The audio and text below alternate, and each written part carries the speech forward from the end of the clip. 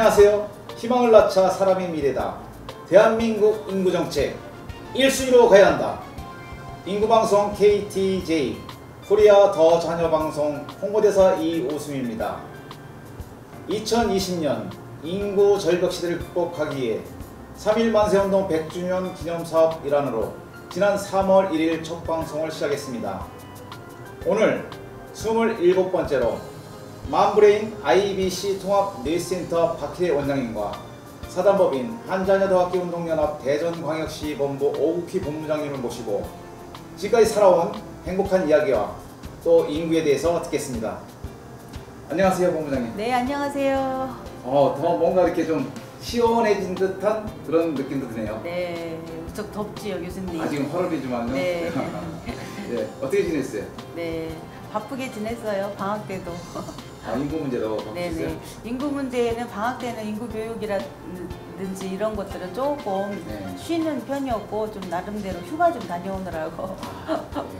네. 일을 또 9월 달부터 더 많이 하시려면 충전도 하셔야 되니까 휴가 잘 다녀오셨네요. 네. 예. 오늘 또 귀한 분 초대하셨는데 어떤 분인가 소개 좀 해주세요. 네. 우리가 이렇게 살아가면서 가장 중요한 부분이 어딜까요, 교수님? 사람이 숨을 쉬어야 되고 생각을 해야 되니까. 그래서 우리의 이 사령탑은 아무래도 머리 아니겠어요? 네, 맞습니다. 맞습니까? 네네. 우리 특별히 그 뇌 과학, 뇌에서 또 과학 분야에서 또 뇌 기능을 또 분석하시고 또 뉴로 피드백이라고 뇌 전문가이신 우리 박희래 원장님을 우리 특별히 모셨습니다. 네. 안녕하세요. 감사합니다. 반갑습니다. 반갑습니다. 우리 원장님 인사 좀 부탁드립니다. 네, 안녕하세요. 기쁨이 찾아오는 사람 박희래입니다. 네. 아유. 맘브레인 IBC 통합뇌센터를 현재 운영을 하고 있습니다. 맘브레인이란 엄마의 마음, 따뜻한 마음. 이 따뜻한 마음은 결국은 뇌와 연결이 되어 있다라는 뜻이 갖고 있고요. IBC 통합뇌센터는 인테그레이션 브레인 센터라고 해서 뇌를 통합을 시키기 위해서 최첨단 기술이라고 할 수 있죠. BMI 기술이라고 할 수 있습니다. 브레인 머신 인터페이스라고 해서 뉴로 피드백 기술, 바이오 피드백의 일종이거든요. 뉴로 피드백 기술을 기반으로 해서 뇌 전체적인 신경망을 활성화시켜주는 훈련이에요. 뇌 신경망. 우리가 정보를 주고받는 것은 뇌 속의 신경망을 통해서 주고받거든요. 그 신경망을 활성화시켜서 뇌 전체적으로 통합을 이루게 되는 겁니다. 그래서 그 통합을 이루게 되면은 뇌 능력을 현재보다는 극대화를 시켜서 건강하고 행복한 삶을 영위할 수 있도록 도와주는 그런 센터라고 보시면 되겠습니다. 다소 조금 어렵게 느껴지긴 하는데요. 또 오늘 말씀 들어보면 또 많이 이해가 될 거고 또 아무래도 우리가 살아가면서 굉장히 필요한 부분이기 때문에 굉장히 또 공부도 많이 하셨을 것 같아요. 조금 하게 됐습니다. 특히 한 가정의 어머니로서 또 지금은 또 워킹맘으로서 활동을 하고 계시니까 오늘 인구에 대한 부분 또 기대가 되네요. 오늘 본부장님이 또 한자녀대학교운동연합 본부장님이시잖아요. 여기 또 전문가십니다. 또 오늘 박사님 오신다고 해서 질문 많이 이렇게 준비하셨는데 말씀 좀 많이 부탁드리겠습니다. 알겠습니다. 우리가 그 뇌 구조로 사람이 생각을 어떻게 하느냐에 따라서 방향이 바뀌잖아요. 좋은 생각, 또 나쁜 생각, 어떤 마음을 갖느냐에 따라서 또 모든 것이 또 행복하냐, 또 불행하냐를 또 이루어지잖아요. 그러니까 뇌 구조에 달려 있다고 봐요, 그죠? 뇌하고 이렇게 연결되는 모든 것들이 연결된다고 보는데, 이게 전문가로서 아주 그 깊게 통합적인 그 뇌, 행복의 뇌 이런 것을 하신다고 하니까 되게 궁금해져요. 저는 평상시부터 이 뇌에 대한 것도 저도 개인적으로는 공부도 좀 해보고 싶은 마음이 좀 있거든요. 근데 계속 이게 시간이 안 되더라고요. 그래서 우리 박사님 오셔가지고 좋은 말씀 또 많이 이 시간에 듣게 돼서 참 감사드립니다. 그 뇌 브레인 센터 IBC 통합 뇌 센터에서 하시는 일 아까도 조금 얘기를 하셨지만 조금 구체적으로 어떤 프로그램을 운영하시는지 좀 소개해 주세요. 저희 IBC 통합 뇌센터 맘브레인에서는 일단 심리 상담을 우선으로 합니다. 네. 그리고 그 뇌기능을 측정을 해요. 그러니까 뇌파를 측정을 해서 현재 이 사람의 뇌 기능 상태가 어떤지 세밀하게 볼 수가 있습니다. 즉 뭐라면 이 사람의 지금 현재의 심리 상태, 성격, 적성이나 인성도 분석할 수가 있고 내가 현재 잘 발달이 되고 있는지 그렇지 않은지의 여부도 볼 수가 있습니다. 그리고 스스로 자기를 컨트롤할 수 있는 능력이 어느 정도 되는가, 그리고 인지 능력이 어느 정도 되는가를 종합적으로 분석을 하게 돼요. 그래서 이거는 단순히 인성 검사가 아니라 설문지 검사가 아니고 정량적으로 분석된 데이터가 나옵니다. 이걸 가지고 개개인마다의 현재 당면한 문제를 해결하기 위해서 심층 상담으로 들어가게 되는 겁니다. 그러니까 우리가 얼굴이 저마다 다르잖아요. 그렇듯이 뇌의 기능도 저마다 다르거든요. 각 개개인의 현재의 취약한 상태가 무엇이냐, 그리고 현재 나의 당면한 문제점들이 저마다 다르잖아요. 그렇죠. 예, 그 취약한 부분을 찾아내서 그 기능을 끌어올려주는 겁니다. 네, 너무 과활성화된 거는 다운시켜주고 너무 디프레션 된 거는 끌어올려주는 것을 동시작용을 하게 돼요. 그래서 저희 기관에서는 약물을 복용하지 않고 요즘은 조금만 부지런하면 내가 스스로 나의 건강을, 뇌 건강을 책임질 수 있는 그런 시대다라고 생각을 합니다. 그래서 심층 상담과 두뇌 트레이닝을 해주는 곳이고 또 직장과 관련돼서 직업을 갖기 위한 성인반이 있어요. 그래서 뇌 상담사 그리고 뇌교육사 전문 자격과정을 현재 실시를 하고 있습니다. 그래서 이분들한테는 뇌파를 어떻게 측정을 하고 분석을 해서 상담을 해주는 건지, 그리고 내담자들을 트레이닝을 했을 때 뇌의 어느 부위를 어떻게 끌어올려 줄 수 있는지 이런 거에 대해서 전문적으로 가르쳐주는 그런 과정이고요. 그리고 대외 활동에서는 이제 외부 특강을 좀 많이 나갑니다. 태교, 산모들의 태교부터 직장인, 기업인들, 그리고 교사 연수, 학부모들, 그리고 연세에 드신 최근에는 브레인 실버 지도사라고 해서 치매 예방과 관련된 이러한 모든 것들이 결국은 다 뇌하고 연관성이 있잖아요. 그래서 그런 것을 실질적인 뇌 그 메커니즘을 같이 연결을 해서 말씀을 드리니까 굉장히 좀 좋은 호응을 받고 있습니다. 사실 저도 이런 강의를 다니면서 특히 어른들 층에 가서 여러분들 제일 무서운 게 뭐예요? 그러면 치매. 요즘 맞아요. 굉장히 두려운 거예요. 암보다도 더 무섭다고 하더라고요. 우리가 이런 팔다리가 조금 아프거나 뭔가 좀 고장나서 못 쓴다 하더라도 정신만 말짱하면은 자기가 생활을 할 수 있잖아요.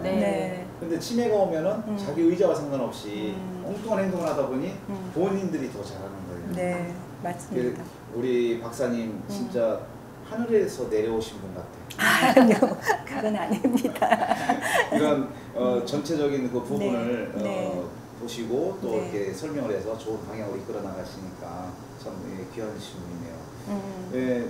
여기 프로필 보니까 많은 그런 강의 활동도 하셨는데 이 평균 연령층 대 62.8세 뇌지수 분석 인터뷰라는 게 있어요. 제가 그 나이거든요. 그래요? 여기에 대해서 어떤 내용인가 궁금해서 먼저 좀 하나 좀 듣고 싶네요. VJ 특공대에 한번 나온 적이 있는데요. 요즘 한참 트로트가 대세다. 라는 그런 시대였잖아요. 그때 어른들, 그러니까 65세 이상이죠. 65세 이상의 62.5세이지만 그 80세, 85세까지의 그 어르신들이 문화활동을 할 때 이제 함께 노래를 할 때, 합창을 할 때, 혼자 트로트 노래를 할 때, 가요를 부를 때, 아니면 아무것도 안 하고 있는 현재 상태에 뇌에 차이는 있을까 없을까, 그거에 대한 이제 분석 의뢰를 받았어요. 그래서 평상시에 뇌 상태를 먼저 측정을 합니다. 그래서 이 사람이 현재 상태는 이랬는데 합창을 했을 때 무엇이 좋아졌을까 궁금하죠. 그래서 저도 굉장히 궁금했습니다.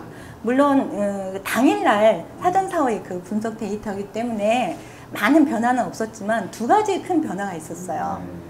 첫 번째는 심리적인 안정지수가 합창을 했을 때 가장 높았습니다. 네. 네. 합창을 했을 때. 네. 함께 어우러지면서 같이 노래를 불렀을 때 더 편안하고 안정을 취할 수 있었다는 얘기죠. 심리적 안정. 네. 심리적인 안정, 행복감일 수도 있고요. 그 다음에 두 번째가 뭐냐면 활성이에요. 내 활동 능력이 평상시보다 훨씬 더 올라가는 게 느껴졌습니다. 네. 에너지도. 우리가 자동차가 달려가기 위해서는 기름이 필요하듯이 그렇죠. 우리의 뇌도 에너지가 있어요. 활동을 하거든요. 혼자 있으면 아무래도 좀 무기력해져요. 근데 함께 무언가를 하고 특히 이제 트로트와 관련된 그런 노래를 했을 때, 아, 이분들이 흥이 나면서 에너지가 많이 활성화되는 거, 그런 것들이 좀 보였어요. 그래서 그 에너지 활동이 높다라는 거는 현실에서도 내가 무언가를 하겠다는 그런 의지가 생긴다라고 볼 수가 있었습니다. 한마디로 어떤 그 노년층이든 젊은층이든 간에 평생학습에서 우리가 뭔가를 공부하잖아요. 그럴 때 이 결과가 어떠냐, 이런 결과 수치를 갖다가 요 데이터를 만드는 그런 하나의 프로였었네요. 아, 놀랐습니다. 사실 저도 술 한잔 먹고서 노래할 때는 기분이 굉장히 좋아요. 근데 요 상황이 다음날 있잖아요. 내가 술 먹고 그냥 자고서 일어나면 아침에 머리도 아프고 숙취해 있는데 술 먹고 노래 부르고 좀 기분 좋게 자잖아요. 그럼 다음날 활동한 거예요. 이유가 다 있었네요. 네, 있습니다. 아, 그러면 지금은 술을 잘 안 하는데 좀 해야 되겠네요. 아니에요. 술보다도 함께, 이제 함께, 박 원장님은 함께 트로트를 부른다거나 다 같이 노래를 부른다고 했을 때 안정적이고 좋다고 그렇게 말씀하셨어요. 아니 근데 술보다도 제가 좀 성향이 내향적 성향이다 보니까 이 알코올이라는 힘이 좀 있더라고요. 그걸 없을 때는 그냥 뭐 흥이 나더라도 그냥 앉아서 이렇게 있는데 조금 약간 들어가면 뭐 나도 모르는 그런 즐거움 속에서 뭔가 와 이렇게 장악하고 싶은 그런 게 있어요. 그런 건 어떻게 해야 돼요, 그러면? 지금 나이가 들어서 이게 알코올 의존도가. 알코올은 우리가 마시면 바로 뇌에 흡수가 됩니다.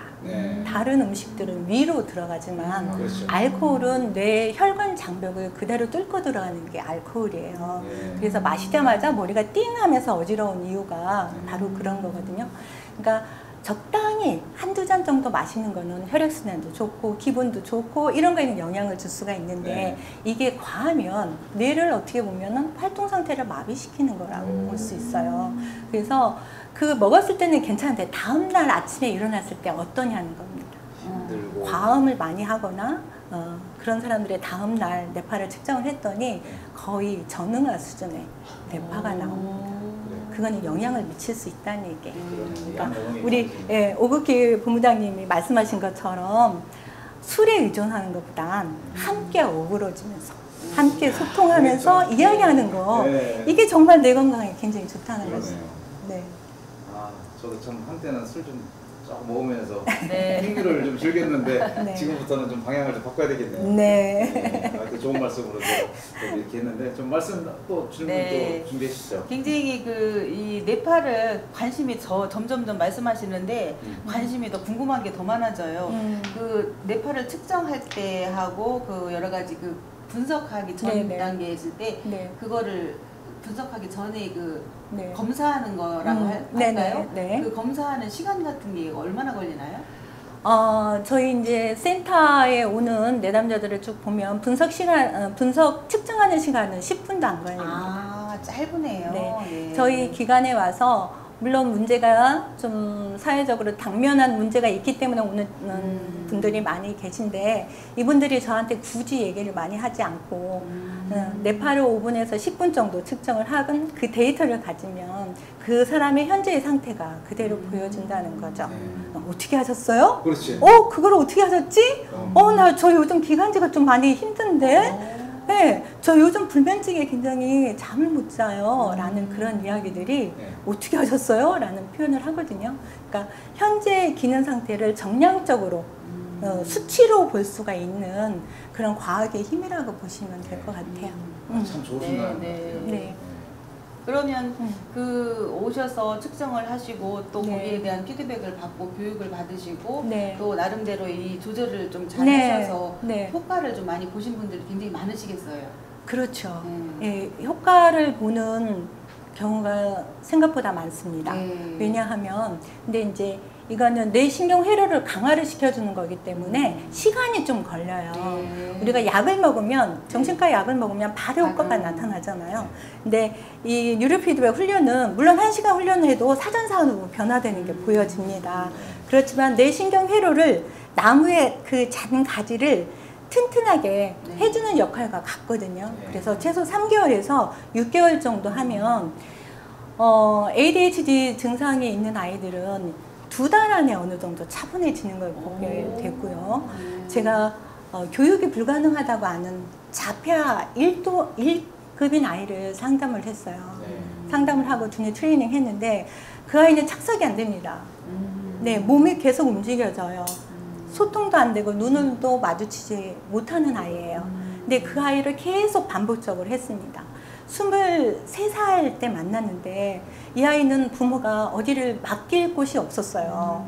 아무도 받아주지를 않아서. 그래서 이제 저희 기관에 왔었는데 저랑 8개월 정도 하니까 아이가 착석이 돼요. 그리고 점수가 내 그 트레이닝 하는 점수가 서서히 올라가면서 그 흐름을 알게 됩니다. 그리고 저하고 대화는 말이 안 되니까 그림으로 대화를 나눠요. 그러니까 그랬어? 너 진짜 잘했다 하니까 아이가 어느 순간 눈을 마주쳐요. 선생님 하면서 제 손을 잡고 저 이거 먹고 싶어요 하면서 냉장고에 가서 그렇게 표현을 한다든가 1년 반 정도 했거든요.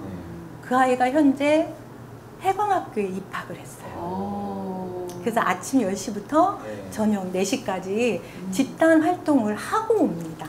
그래서 엄마가 그분도 연구단지에서 하시는 분인데 아이의 효과를 보고 너무 감사한 그런 것을 보기도 했고요. 놀랄 일이죠. 저도 해광학교 알아요.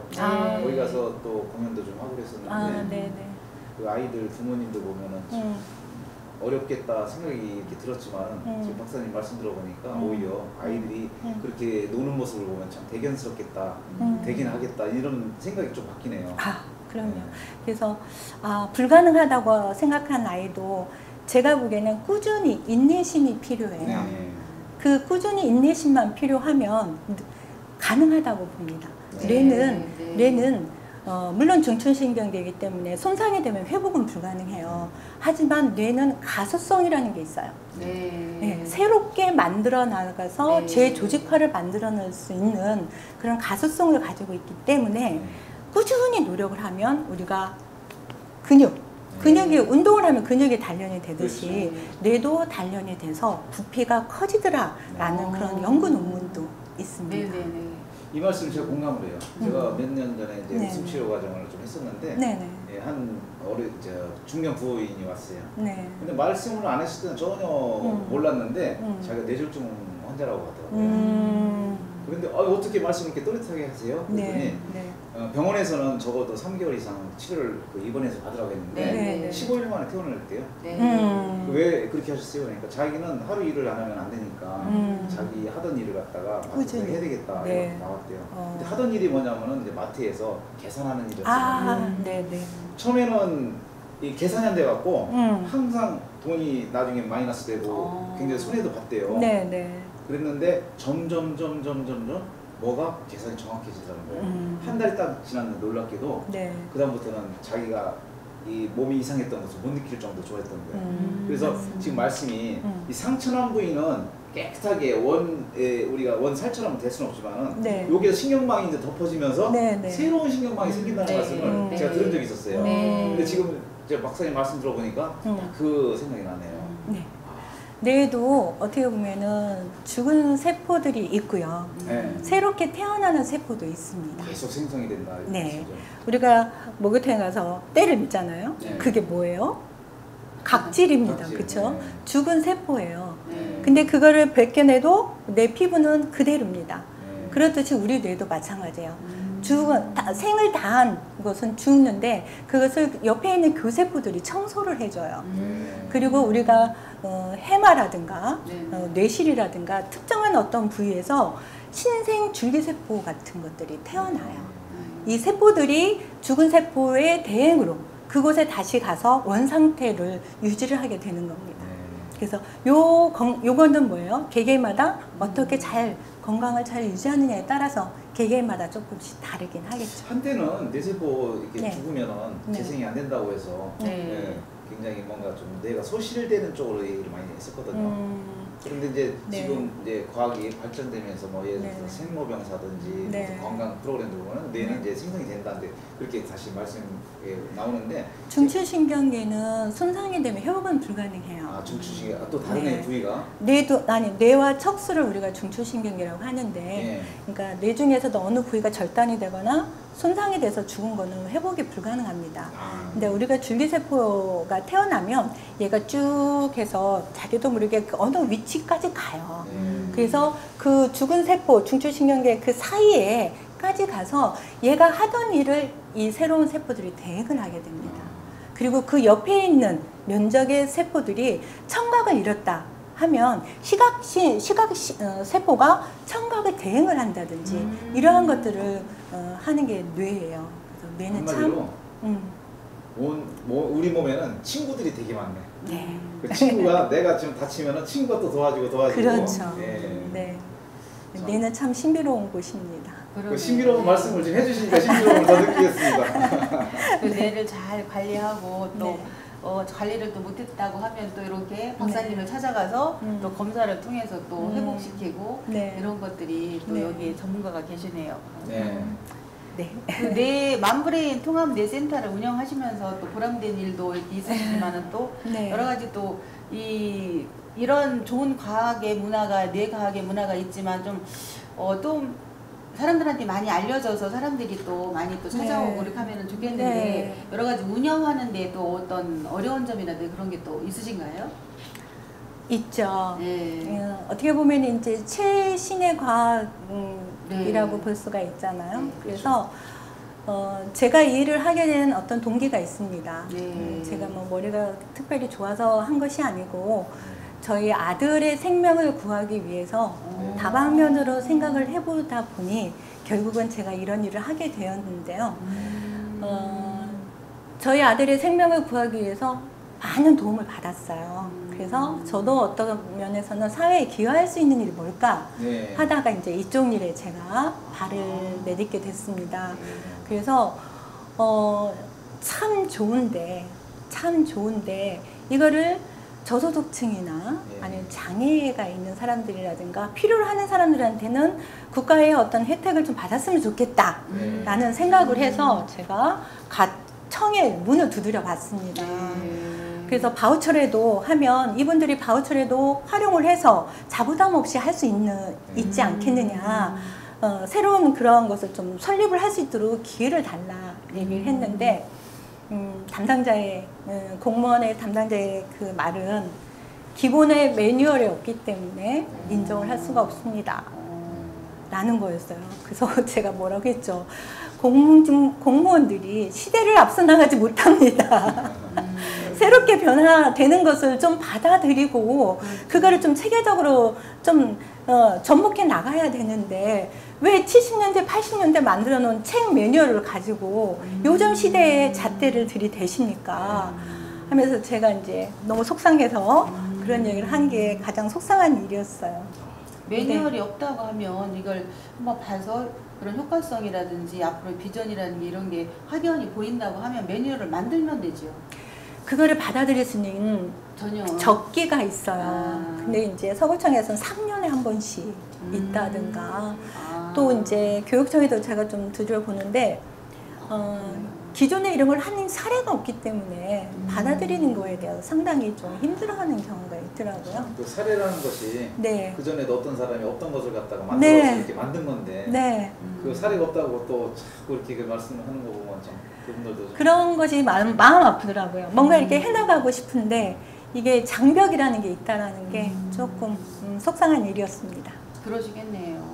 이런 사례가 없으면 이런 사례를 만들어서 또 지금 계속 바뀌잖아요. 10년에 강산도 변하고 문화도 바뀌고 모든 게 다 바뀌고 사람의 형태도 바뀌고 앞으로는 우주공학 시대로 가는데 그런 거에서 발맞춰서 흡입도 하고 흡수도 하고 새로운 사례들을 자꾸 발굴해서 새로운 것들을 받아들여야 되는데 아직도 지금 그런 상태인 게 저는 지금 깜짝 놀라요. 원장님 그 말씀에. 네. 국가의 존립이 우리가 꼭 일을 당해가지고서 국가가 알아서 이렇게 잘 해주는 것보다는 우리가 어려움에 처했을 때 노크를 하잖아요. 그러면은 뭔가 포용력 있게 그 국가가 이렇게 해주려고 하는 모습에 우리가 더 애국심이 생기는 거거든요. 그런데 정작 잘못 안 된, 우리가 뭐가 잘 안 된 부분을 가지고서 노크를 했었을 때 뭔가 철벽처럼 탁탁 막혀 있는 것도 있으니까 이 애국심이라는 것이 좀 덜해지는 것 같아요. 그래도 끝까지 문을 두드려 보겠습니다. 언젠가는 열리겠죠. 만나야 되는데 사실 지금 뭐 그런 사례들을 갖다가 저도 뭐 한두 번 느낀 건 아니죠. 그러면 공무원 입장에서 봤었을 때 자기가 해당이 안 된다면은 아 이런 문제는 제가 담당하기 어려우니 이런 부분에서 이렇게 가면 좋겠습니다. 이런 뭔가 좀 자문돼줘도 그 방법이거든요. 그러면은 우리가 노력해서 또 이렇게 하잖아요. 근데 그런 것이 참 부족한 것 같아요. 책임을 지지 않으려고 하는 그런 느낌이 자꾸 받더라고요. 새로운 것을 새롭게 만들면 뭔가 그게 새로 만든 것도 귀찮고 책임지는 것도 싫고 그런 부분도 없지 않아 있을 거예요. 저도 뭐 짧은 시간에 이렇게 많은 얘기를 갖다가 할 수는 없지만은 지금 이런 뉴스 우리가 귀가 좀 넓게 뭔가 들리잖아요. TV 매체든 라디오 매체든 유튜브든 그러다 보니까 안타까운 일들이 굉장히 많더라고요. 근데 굉장히 많은 일 중에서도 국가에서 뭔가 이렇게 찾아서 해주는 게 아니라 우리가 다 그걸 찾아야 돼. 찾아서 이런 거 있지 않느냐 이렇게 내놔야지만 이런 게 있었군요 하고 이렇게 하니까 아쉽습니다. 그래도 한 번 한 번 걸어가겠습니다. 우리 지난주에 배웠던 거 된다 꼭 된다. 맞습니다. 우리 또 이렇게 원장님으로서 통합내센터 원장님으로서 남다른 교육 분야잖아요. 이것도 내교육, 교육 분야에 특별한 이제 교육 철학이라든지 뭐 좌우명이라든지 국가관 이런 부분이 있으면 원장님의 말씀 좀 해주세요. 교육이라는 것은 성장을 위해서 반드시 필요하다 라고 생각을 합니다. 왜 그러냐면 우리의 몸과 우리의 뇌는 부모로부터 유전을 받았습니다. 그래서 태어났는데 그 유전의 영향을 받는 것은 40에서 60%예요. 지금 현재 나의 뇌의 기능은 부모의 유전에 내가 어렸을 때 어떤 환경에 노출되어 있느냐, 어떤 교육을 받아왔느냐, 또 어떤 질병에 노출되어 있느냐가 모두 함축되어 있는 현재의 뇌 기능 상태로 보시면 돼요. 뇌를 발달시킬 수 있는 가장 빠른 방법이 교육입니다. 학습과 경험도. 그렇기 때문에 교육은 뇌 발달에도 큰 영향을 주기 때문에 반드시 필요하다라는 게 첫 번째고요. 그 다음에 두 번째는 뭐냐면 교육이라는 것은 그 나라의 문화가 함축되어 있다고 생각합니다. 교육을 통해서 나란 누구인가, 나는 어느 나라 사람인가 라는 그런 가치관이 형성이 되고 그리고 자아 정체성을 키워나갈 수 있는 것이 바로 교육이라고 봅니다. 그래서 교육은 반드시 꼭 필요하다. 근데 접근을 어디에 목적을 둘 것이냐의 차이가 있다고 봅니다. 그래서 저의 교육 철학은 교육은 성장을 위해서 뇌 발달의 성장과 마음의 성장과 그리고 국가에 대한 마음의 깊은 그 이면을 끌어올려 줄 수 있는 것이 바로 교육을 통해서 가능하다 이렇게 생각을 하고 있고요. 두 번째가 뭐였죠? 우리 우리 원장님의 좌우명. 좌우명이요? 저의 좌우명은 나는 기회가 닿으면 할 수 있다 입니다. 새로운 것에 도전하는 거에 나는 그것을 꼭 해보고 싶다라는 것은 한번 해보려고 노력을 해요. 그래서 시작은 굉장히 미비하다. 누구도 나를 평가하지 않더라도 그 끝은 인내와 끈기를 가지고 내가 원하는 결론을 얻을 것이다. 그게 저의 좌우명이라고 하면 좌우명이라고 할 수 있을 거예요. 이제 도전을 하시니까 도전을 하시니까 이런 좌우명도 이렇게 나오시는 거예요. 그게 저희 부모님이 시골에서 사셨거든요. 그러니까 시골에서 사셔서 농사를 지으셔서 그런지 몰라도 365일 일을 하시고 몸이 아무리 아프고 비가 오나 눈이 오나 일을 하시는 부분을 보면서 끈기와 인내가 필요하다라는 거를 피부로 느낀 것 같아요. 그래서 제가 성인이 돼서 이 삶을 살아갈 때 물론 저라고 항상 행복한 일만 있는 건 아니잖아요. 불행한 일이 있어도 그거를 끝까지 한번 해 나가겠다는 그런 힘이 생기는 것 같아요. 네, 부모님한테 배웠습니다. 도전도 하시고 해결 능력도 있으시고 굉장한 인내와 성실과 그 리더자의 그 자질을 갖고 계신 것 같아요. 아유. 네. 이 농사꾼은요. 네. 이 사계절을 잘 활용하는 분들이에요. 사계절을 또 쪼개면 24절기고 네. 그 24절기에서 내가 조금이라도 부지런하지 않으면은 내가 1년 농사를 다 망친다. 생각을 갖고 있거든요. 네. 거기에 또 변수가 있는 것이 이제 천재지변이잖아요. 네, 네. 천재지변도 이분들은 수용하거든요. 네. 그런데 우리가 이 도시형 인간, 이 사람들은 네. 이런 이 사계절에 대한 그 부분을 잘 모르잖아요. 맞아요. 사실 이 세상이 변하면서 전기불 때문에 많이 발전을 했지만 전기 때문에 네. 이 전기불 때문에 또 많이 놓친 것도 많다고 그래요. 네. 왜냐하면 25시간이라고 하더니 25시간. 네. 25시간이 하루 종일 묶여 있으니까 우리가 낮과밤이 뭐 없는 거야. 맞아요. 그러니까 사계절도 없는 거야. 이렇게 더우면은 네. 에어컨 틀고 네. 추면은 저 히터 틀고. 맞아요. 그래서 그런 부분들이 지금 우리 건강 문제도 이제 해치고 있는데 네. 그 건강 문제의 뇌기능이 굉장히 제일 중요하잖아요. 네, 네. 그 중요성에 또 다른 과학으로 이렇게 치유가 되니까 참 좋은 일 하고 계신 것 같아요. 미래 지향적이고. 네, 요즘 뭐 100세 시대, 120세대라고 그러잖아요. 그러니까 오래 사는 그런 세대에 살고 있는데 요람에 들어갈 때까지 건강하고 행복하게 사는 게 목적이잖아요. 그렇죠. 생명의 연장이 오래되는 게 꼭 행복한 건 아닌 것 같아요. 그런데 그거를 스스로 내가 부지런하게 노력을 하면 82세 어르신이 근육 빵빵해서 러너웨이를 걸어가는 것처럼 뇌도 내가 요람에 들어가기 전까지 건강을 유지하다가 갈 수 있게끔 노력하는 그 방법 중에 하나가 바로 이 뉴로피드백 훈련이라고 볼 수 있습니다. 저도 제일 걱정하는 게 치매였었거든요. 왜 그러냐면 건망증이 좀 있다 보니까 그리고 또 술, 담배도 했잖아요. 지금은 안 하지만 걱정이 되다 보니 MRI를 내가 자진해서 검사하게 되더라고요. 그때 아는 것이 뇌는 습관병으로다. 한 20년 전부터 오는 것이다. 해가지고 이거를 미리 건강 진단을 받듯이 이것도 진단을 받으면요 이분이 치매로 가는지 아닌지를 빨리 알 수 있대요. 그래서 가끔 때 되면 해요. 네, MRI나 펑션 MRI나 여러 가지가 있죠. 네.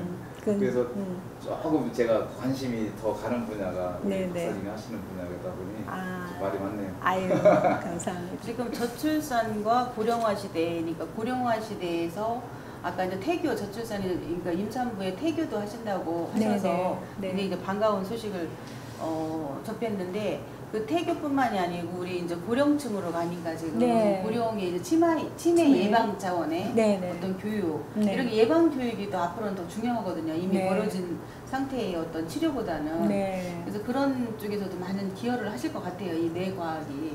네네. 도움을 줄 수가 있죠. 그러니까 태교라는 건 뭐예요? 그러니까 엄마의 뱃속에 있는 아기가 있는 상태입니다. 그러면은 태교를 잘하려면 산모의 건강 상태가 지대한 영향을 미치겠죠. 그러니까 정신 건강도 중요하고 육체 건강도 굉장히 중요해요. 그러니까 내 마음의 상태가 어떤지가 그대로 아이한테 영향을 미칠 수가 있기 때문에 그러니까 엄마의 뇌기능 상태가 좋을수록 너무 우울에 빠져 있거나 디프레션에 있거나 뭐 활동을 안 하거나 그러면 그러한 것들이 아이한테 영향을 미칠 수가 있거든요. 그러니까 산모의 안정, 편안함과 행복을 느낄 수 있는 그런 것들을 좀 접근을 해야 건강하고 총명한 아이를 낳을 수 있다는 거 굉장히 중요한 이야기예요. 그리고 치매와 관련된 어르신들하고 제가 이제 치매 안심센터에서 네, 치매 인식 개선과 관련된 강의를 한 적이 있는데요. 이 어르신들이 보면은 제가 그렇습니다. 치매 걸리지 않고 오래 사실 수 있는 비법이 뭔지 아세요? 그래요. 그러면 모른다고 하죠. 에이, 내 자식들이 무언가 열심히 해가지고 나한테 주기만 바라면은 치매에 빨리 걸립니다. 치매에 걸리지 않으려면 손을 많이 쓰셔야 돼요.